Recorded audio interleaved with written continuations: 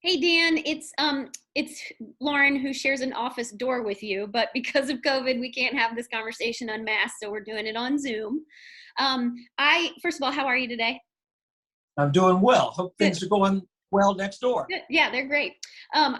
We get a lot of calls about radiology malpractice, and that is a term that you and I use, but most patients that call us don't use that term because they don't know that the person who's made the mistake in their care is a radiologist. They don't even know what radiology really is. So let's just take a few minutes to talk about what radiology is, what we see in our office, and how sometimes those providers unfortunately can provide bad care that leads someone to us.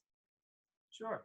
I mean, it's rare that any patient knows who their radiologist is. Right. That radiologist doesn't come in your room at the hospital and talk to you. That radiologist is not in your family doctor's office to talk with you about what the images show. So no one knows who their radiologists are. Radiologists are physicians who are trained to look at certain types of images and determine what is there that shouldn't be there, or what is there that should be there. And there's all kinds of radiologic studies, and should be fairly familiar with these.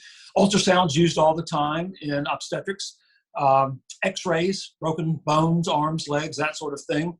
Mammography is a form of radiology to look for differences in densities of breast tissue that might give an indication of a suspicious cancerous lesion. There's CTs and MRIs, two different types of studies. They can be done with contrast or dye or without.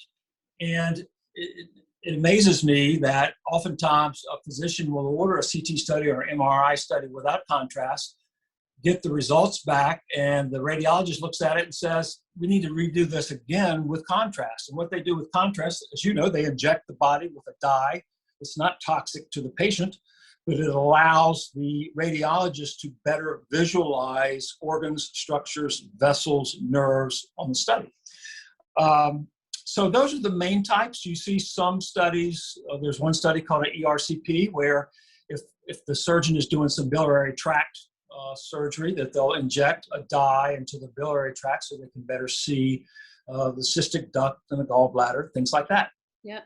And most of the time the folks end up in our office, it's usually maybe 9 months or a year and a half after someone misreads those scans. And in my experience, the last 15 years, it's typically a missed tumor or a cyst that someone diagnosed as a tumor, but it really was a tumor. And so a lot of the times our radiology malpractice cases are really failure to diagnose cancer cases. Or some other condition like an inflamed gallbladder that was missed on a CT, or something like that.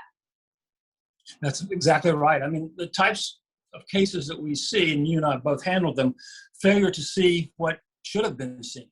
Right. And sometimes our clients and patients in general ask us the question, well, why did they miss that? Right. Well, in many hospital situations where the radiologist is working, that radiologist may look at hundreds, if not thousands, of images every day on a computer screen.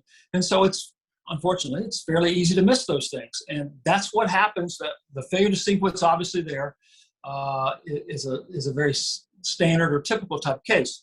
The other thing that we see a lot of, and you and I both handle cases like this, is where there's some suspicion. The patient comes in and has complaints of abdominal pain. A film is done, the film looks normal. The radiologist reports to the doctor it's normal.